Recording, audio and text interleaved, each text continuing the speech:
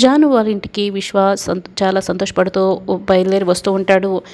ఈరోజు నేను జానుని ప్రేమిస్తున్నానని చెప్పేసి వాళ్ళ ఇంట్లో వాళ్ళందరి అంగీకారం కూడా తీసేసుకొని జానుని పెళ్లి చేసుకోవాలి. వాళ్ళందరినీ కూడా మా ఇంటికి తీసుకెళ్ళి మా ఇంట్లో వాళ్ళకి పరిచయం చేస్తాను.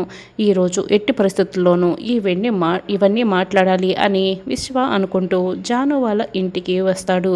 అయితే గుమ్మం దగ్గరే నిల్చొని ఉంటాడు. లోపల జై కూర్చొని ఉంటాడు. విశ్వ అది చూసేస్తాడు. గుమ్మం దగ్గర నిల్చొని ఏం జరుగుతుంది అని చూస్తూ ఉంటాడు. సరిగ్గా అప్పుడే జై జానుని కూడా ఒక మాట అడిగి తెలుసుకోండి అంకుల్. మళ్ళీ జాను ఎవరినైనా ప్రేమిస్తూ ఉంటే మా పెళ్ళికి అడ్డు అవుతుంది కదా. కాబట్టి జాను నిర్ణయం కూడా తెలుసుకున్న తర్వాతే మీకు నాతో జానుకి పెళ్ళి చేయటం ఇష్టమా లేదో మీరు కూడా కన్ఫర్మ్ చేసుకోండి. అప్పుడే మా పెళ్ళికి ముహూర్తం పెట్టండి అని జై అంటాడు.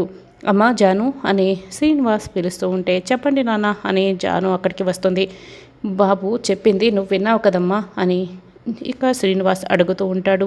నేను ఎవరిని ప్రేమించటం లేదు సార్. మా అమ్మ నాన్నలకి ఎవరైతే ఇష్టమో ఎవరినైతే చూపిస్తారో నేను వాళ్ళని మాత్రమే పెళ్లి చేసుకుంటాను అని జాను అంటుంది. ఇక జయ అయితే అది విని చాలా సంతోషపడుతూ జాను మనసులో ఎవరు లేరు, జాను ఎవరిని లవ్ చేయట్లేదు, ఇక నాకు ఏ ప్రాబ్లం లేదు, నేను జానుని పెళ్లి చేసుకోవచ్చు అని మనసులో అనుకుంటాడు.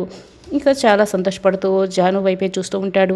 గుమ్మం దగ్గర నిల్చుని ఇదంతా వింటున్న విశ్వ అయితే ఒక్కసారిగా చాలా బాధపడుతూ ఉంటాడు. ఏంటి జాను నన్ను ప్రేమించడం లేదు, నేను మాత్రమే జానుని ప్రేమిస్తున్నాను.